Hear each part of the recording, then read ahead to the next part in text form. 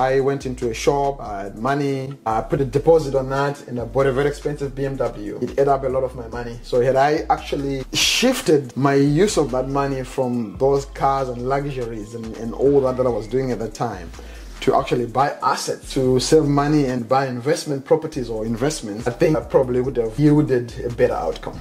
So you're saying that same amount of money you purchased on a BMW, you could have put on, like, let's say an apartment or a house? I confidently say houses and apartments. Not only one, but probably a number of them. Really? Yes. I think this is a good start because it shows that you're well-rounded, right? So then there's a property and there's a financial aspect. So let's start with the financial aspect. For the people out there, maybe the similar shoes as that real estate agent, an entrepreneur like myself, other people, even who are working a job. What are basic financial advice that, you know, you could provide that people need to know about or people don't even know about?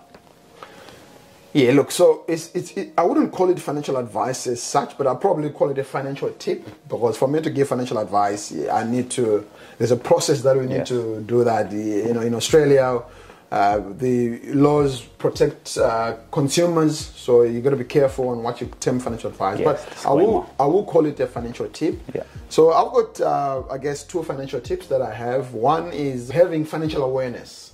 So financial awareness means being aware of what you're earning and what you're spending it on. Because most people, from my experience, they have no idea, they have no idea. So I think that's a very important aspect where if you can control that, if you can know what you're spending versus what you're earning, so that you could reduce what you're spending and pay yourself first. So when I say pay yourself first, I mean, saving, put some savings aside, because there are those savings that are the basis of wealth creation. For you to build wealth, for you to buy any asset, you will need to have money. And that money, most of us, comes from savings. So you need to do that. Second aspect is to use debt to your advantage, because debt can be your friend or it can be your enemy at the same time. So making sure that you are aware of debt and you're using it to your advantage, because debt can actually, imprison you for the rest of your life.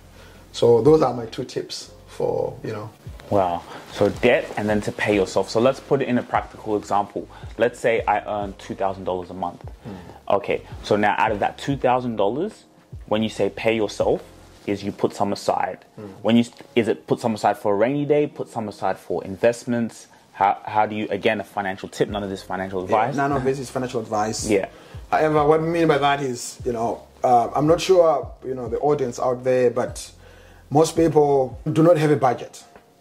So the basis of paying yourself first is to sit down and write a budget. Write a budget. Budget means you're writing down all your expenses, knowing how much you earn, and then just perhaps figuring out where you can reduce your expenses from what I call variable expenses. So variable expenses are those expenses that you can cut down on, food, entertainment, clothing, travel, holidays, and all that. Those are variable expenses.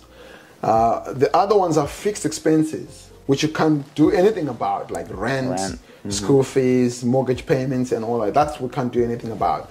However, on the variable aspect, if you could reduce some of those expenses, that's where the opportunity will arise for paying yourself first. And paying yourself first just means you're setting some money aside to make sure that you're putting it away. This could be for a rainy day, that's to start up with, but also even when it builds higher and higher and higher, then you can actually now start to put on investments as well.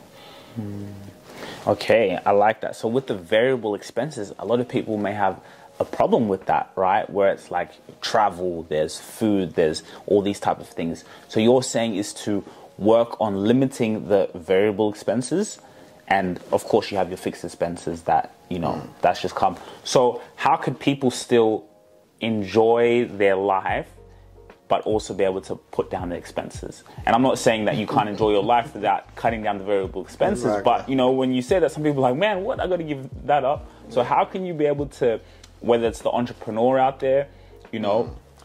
I hope you're enjoying this video. Please feel free to subscribe to your Wealth Mentor Club 50. The link is below. It's a free subscription where you can come and join like-minded people. Also, please subscribe to our YouTube channel, Your Wealth Mentor TV. The link is below as well. See you soon. I think it's a mental, it's just the way you orientate your mental state on what's important for you. So for someone, and again, it all depends on at what stage of your life you are at. For someone, they might feel that, it's important, or going out every week entertains them, or it's important for them, or, buying expensive clothes, is what entertains them, and that's where they get their happiness.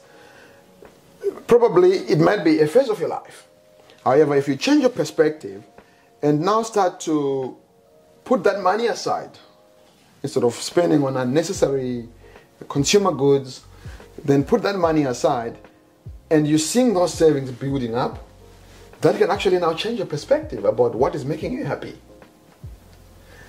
Believe you me, I have worked with clients where they were in big debt, where they were in massive credit card debt, that they could not pay off the principal. They'll just be paying a lot of money just to pay the interest only. They turned it around, and they now started to put some savings aside. And the feedback that I got from them, they would say this is the most fulfilling thing that they have ever done in their life. To basically see their savings grow bigger and bigger and bigger. One client described it as, it's contagious. I just want to do this as much as I can so that my account just gets, my saving account just gets bigger and bigger and bigger. So sometimes, just to get back to your question, sometimes what you may feel is fulfilling you by, going on holiday or designer clothes and all that, when you cut down on those and you start to save that money, the fulfillment can now come from the savings that you're building. Savings. So you're also saying now, when you save that money, so now you have an amount that now you can invest. Correct. Yes. Correct. Yeah, correct. Because you gotta start from somewhere. You gotta start from somewhere.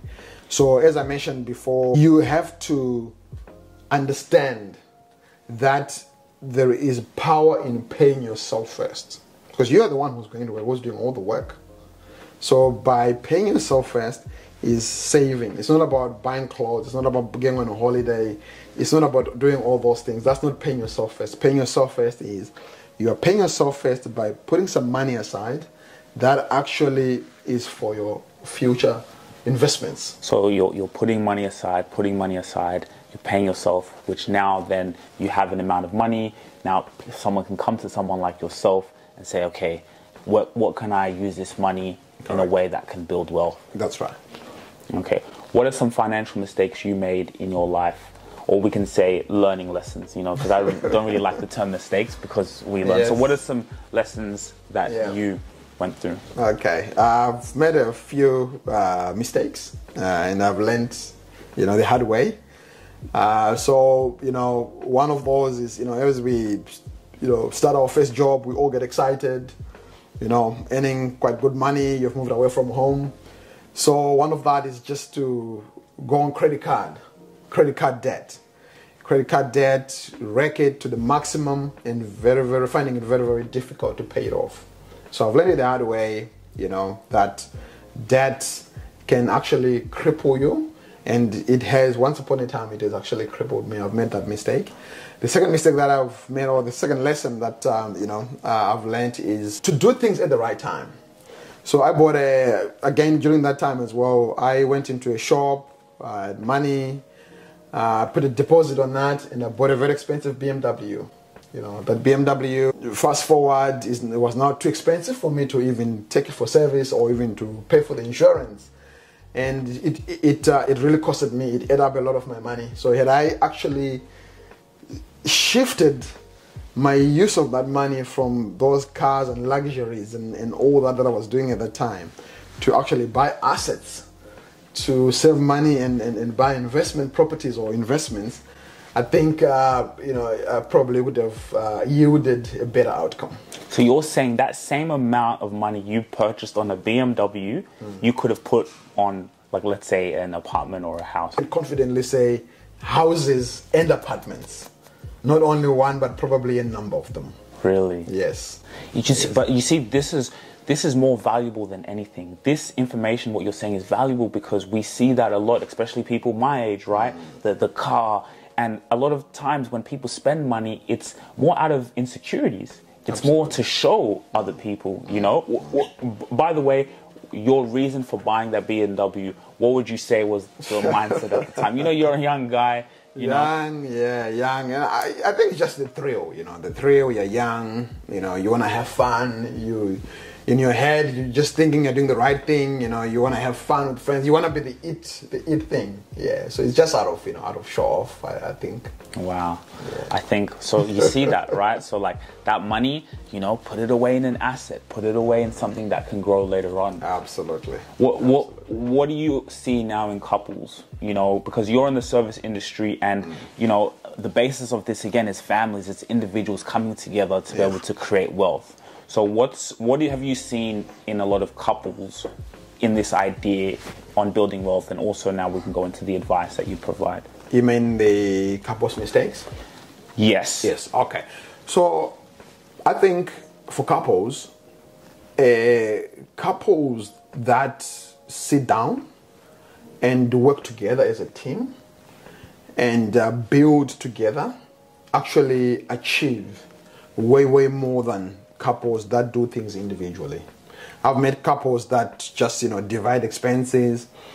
So you know that, okay, dad is looking after mortgage, mom is looking after all the other bills and food, and then whatever they do with their money, it's up to them. You know, that's kind of a little bit individualistic. I think as a couple, you need to sit down and, you know, put everything together, just have an open conversation. So I feel that couples that actually do that actually achieve way more because everything is transparent. Everyone feels safe as well in that process. Okay, I love this. So let's put it in a practical example for people watching. Let's say me and my girlfriend now, you know, we're young, you know, we want to be able to build wealth in the future. Let's say you sit down with us. What's the first thing that we attack as a couple to be able to have this discipline? I think the first thing that, you know, to bring about is just to have an open conversation, you know, and that comes with trust. Just to probably configure each other, you know, what are her goals, what are your goals, what are the differences in those goals, and what is the common set of those goals. Just having this open conversation. Most couples, you know, they don't even talk about money. They actually avoid talking about money at all. So just having this open conversation and each person feeling safe, you know, feeling that they're not judged by being open. I think it's great. Most people, they fear of the openness in conversation because they don't want to be judged, or sometimes they say they don't want to be controlled. So just being open about it. If she loves, you know, shopping and she loves shoes, let it be. But as long as she just knows that, you know, these are the consequences. For us to change an outcome of buying assets, then maybe instead of her buying 5 pairs of shoes, maybe just buy 1 pair of shoes. Or yourself as a guy, maybe instead of buying, you know, going to the pub 5 times a week, maybe just go once a fortnight, you know. So it's most people fear these conversations because they feel that they don't want any indentation in their lifestyle. Mm-hmm. So sometimes at some point you got to take a compromise. You know, you gotta be ready to make these changes in your lifestyle, particularly if you commit to financial success. You gotta say, okay, I need to change ABC, because if you don't, 10 years down the line, 15 years down the line, you're still at the same place financially, if not worse.